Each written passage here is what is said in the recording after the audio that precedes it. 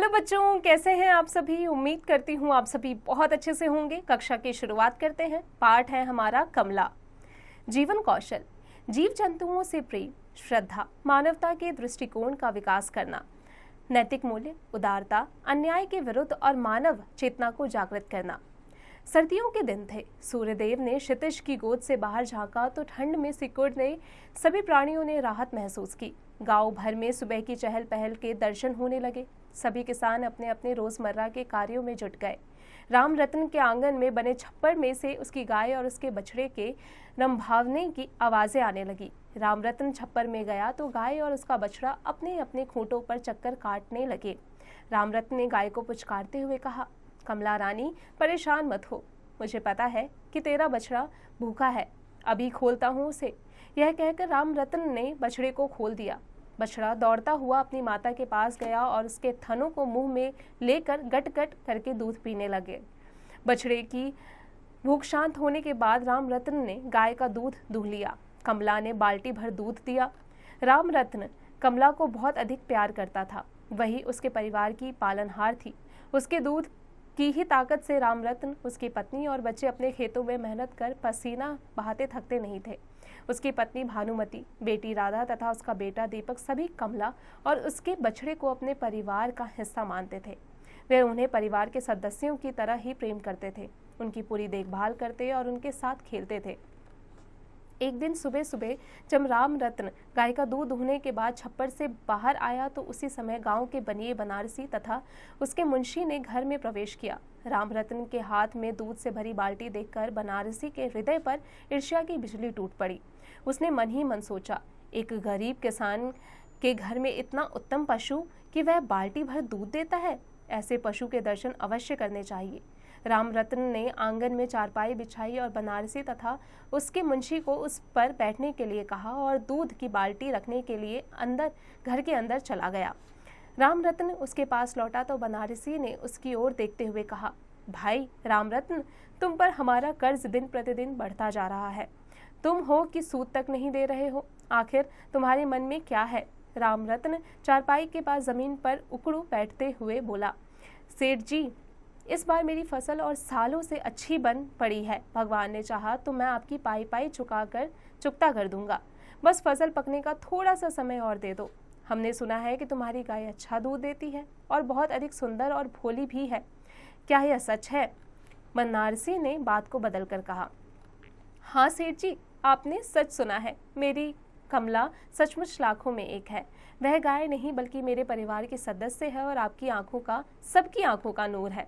क्या तुम्हारी गाय सचमुच ऐसी है? जरा उसके दर्शन तो कराओ। आइए सेठ जी, अगर आप मेरी कमला के दर्शन करना चाहते हैं तो मैं मना न करूंगा। राम रतन बनारसी और उसके मुंशी को छप्पर के भीतर ले गया।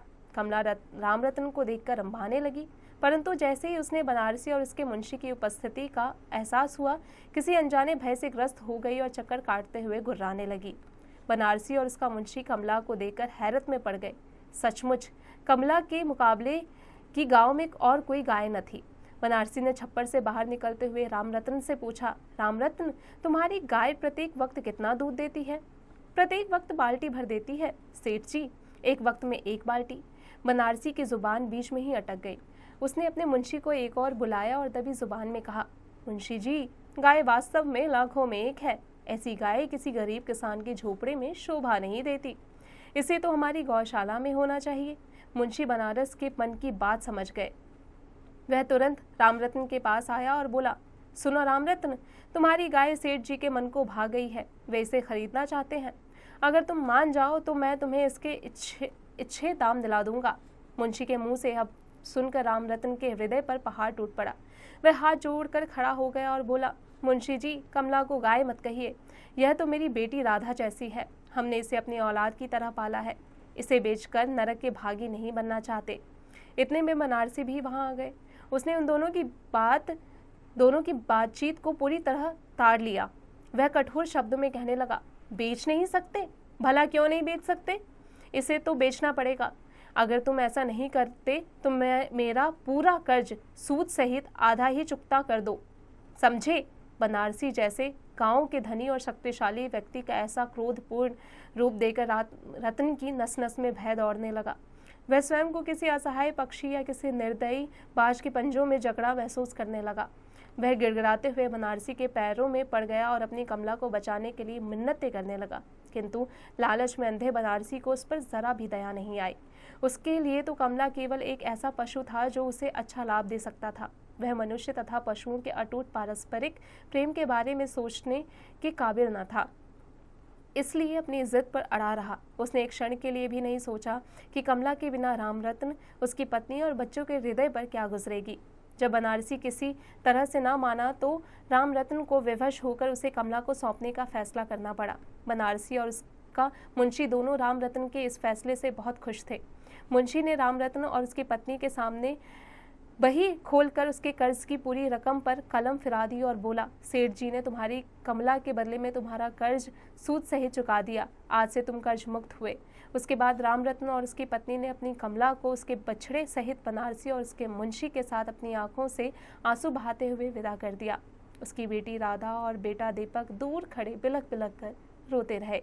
उनके जाने के बाद रामरत्न की पत्नी भी फूट फूट कर रोने लगी और बोली, दीपक के बाबू, अगर इस तरह हम अपनी राधा को विदा करते तो शायद कुछ दिन बाद हमारी आंखों के आंसू सूख जाते, किंतु कमला की विदाई के आंसू उम्र भर नहीं सूख पाएंगे। रामरत्न ने अपनी पत्नी को रोते हुए समझाया, सुनो, इस तरह भी मत रो। कमला की विदाई भी एक तरह से हमारी राधा की ही विदाई समझो। हमारे घर में उस बेचारी को हमारे प्यार के अतिरिक्त सूखा चारा ही तो मिल पाता था। कभी कभी तो वह भी भरपेट नहीं मिलता था। वहाँ उसे खिल्ली, बिलौने, अन्न, हरा चारा सब कुछ भरपेट मिलेगा। देखना, कुछ ही दिनों में कमला हमें भूल जाएगी। किंतु कमला ने रामरत्न की सोच को सच नहीं होने दिया। उसने बनारसी की गौशाला में पहुंचते ही एक सूखे तिनके को भी अपने पेट की शोभा न बनने दिया। भले ही उसके सामने खली, बिनौले, अनाज, हरा चारा आदि स्वादिष्ट भोजन परोसे गए, कमला के होंठ सूख गए। उसने बनारसी के घर का जल तक ग्रहण नहीं किया। जब जब बनारसी ने दूध दूहने की कोशिश की, उसे बुरी तरह से फटकार दिया। थानों में दूध की बूंद तक नहीं उतरती। बनारसी और उसके आदमियों ने प्यार और डांट फटकार कर से लाख कोशिश की, पर कुछ न बन पड़ा। 2-4 दिन में ही गाय और उसका बछड़ा दोनों सूख कर कांटा हो गए। मासूम बछड़ा कमला के पास खूंटे से बंधा अपनी मौत की प्रतीक्षा करता प्रतीत होने लगा। उसकी मनमोहक चंचलता और बालपन की शरारतें उदासी और शरीर की निष्क्रियता में विलीन हो गई। कमला अपने बछड़े को देखकर अपनी मूक आंखों से आंसू बहाती रहती थी। अब एकाएक बनारसी को लगा कि यदि कमला और उसके बछड़े की स्थिति ऐसे ही बिगड़ती रहे तो जल्द ही दोनों मौत का निवाला बन जाएंगे। इसी चिंता के रहते उसके मन में कहीं से दया और प्रेम की धारा फूट पड़ी। वह अपने किए पर पछताने लगा। उसे लगा कि कमला और उसके बछड़े को अपने घर लाकर उसने बहुत बड़ा पाप कर दिया है। अगर वे दोनों चल बसे तो भगवान उसे कभी माफ नहीं करेगा। यही सोचकर उसने कमला और उसके बछड़े को रामरत्न को लौटाने का निर्णय लिया। वह तुरंत रामरत्न के घर की ओर चल पड़ा। वहां पहुंचकर रामरत्न और उसकी पत्नी के सामने पश्चाताप के आंसू बहाते हुए बोला, भाई, अपनी कमला और उसके बछड़े का जीवन बचा लो। मुझसे भूल हो गई, मैं उन्हें तुम्हें लौटाने को तैयार हूँ। बनारसी के मुंह से यह बात सुनकर रामरत्न और उसकी पत्नी और बच्चों के हृदय खुशी से चहक उठे। उन्हें बनारसी जैसा सूदखोर व्यक्ति भी ईश्वर का दूत सा लगा। सारा परिवार उसी समय बनारसी को पीछे छोड़कर उसके घर की तरफ दौड़ पड़ा। जब कमला ने रामरत्न को अपने परिवार सहित गौशाला में देखा तो वह अपने शरीर की कमजोरी की परवाह न करते हुए उठ खड़ी हुई। उसकी आंखों से अश्रुधारा फूट पड़ी। रामरत्न और उसके परिवार के सभी लोग कमला और उसके बछड़े से लिपटकर रोने लगे। गौशाला के वातावरण में प्रेम और अपनत्व की महक दूर तक फैल गई। उसी समय बनारसी और उसके मुंशी ने गौशाला में प्रवेश किया और संयुक्त स्वर में बोले, रामरत्न, तुम्हारे हृदय में अनोखा पशु प्रेम है। तुम्हारी कमला तुम्हारे सिवा किसी की नहीं हो सकती। हमें माफ करना। हम स्वार्थ के मारे लोग इंसान से इंसान का प्रेम नहीं समझ पाते, तो भला पशु भी इंसानों से बढ़कर प्रेम कर सकते हैं, यह कैसे समझ पाते? पर अब समझ गए हैं। इसके बाद बनारसी आगे बढ़ा और उसने बछड़े को खूंटे से खोलकर सहारा देकर उठाया और सीधे कमला के पास ले आया। अकस्मात बछड़े के शरीर में चमत्कारिक शक्ति नजर आई। वह अपनी भूख मिटाने के लिए कमला के थनों को टटोलने लगा और जैसे ही थन उसकी पकड़ में आए उन पर टूट पड़ा। कमला के शरीर से अमृत धारा के रूप में दूध फूट पड़ा। माँ और बेटा दोनों में अपनी पूंछें हिलाकर बनारसी और उसके मुंशी को उनके किए के लिए माफ करने और रामरत्न और उसके परिवार के प्रति अपने अटूट प्रेम का संकेत दिया। उन दोनों को इतना खुश देकर बनारसी और उसका मुंशी संयुक्त स्वर में बोले, गौ माता की जय, गौ माता की जय। बच्चों, इसे लिखा है रीना मुढ़ाल ने। तो देखा बच्चों कि किस तरीके से जब आप सच्चे होते हैं और सच्चे मन से आप किसी को प्रेम करते हैं तो आपका जो सदस्य है वो आपके पास ही रहता है। तो बच्चों, अब आ जाते हैं इसके अभ्यास कार्य पर।